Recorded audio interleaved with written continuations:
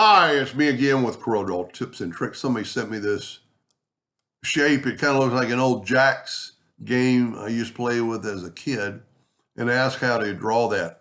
The only reason I know how to draw this because I used to try to make puzzles with something sort of this shape.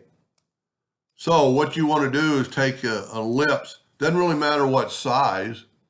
We're going to make it 2 inches, but then make your nudge factor 2 inches. And hit the plus key and move it over with your right arrow key, and then hit duplicate. Then make a duplicate of that, and then Control D and make a duplicate. And the reason this works is because you nudged everything and they're perfect. I'm going to use almost that same blue, and I'm just going to fill this in. And it's that. Now, with that said, as always, what I would suggest to do is take all these and group them together. And you'll see in just a second why. Because now you can move these lines away and you have that.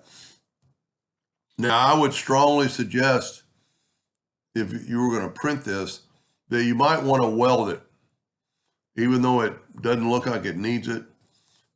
I'll tell you what, let's make a duplicate of that and move it over. And select all this and weld it.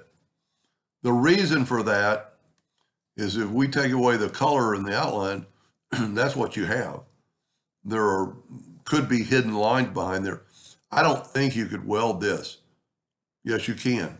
So that would probably even be the safest. And then that way that is one piece and pretty cool. Anyway, I hope that answered his question, and thank you for watching.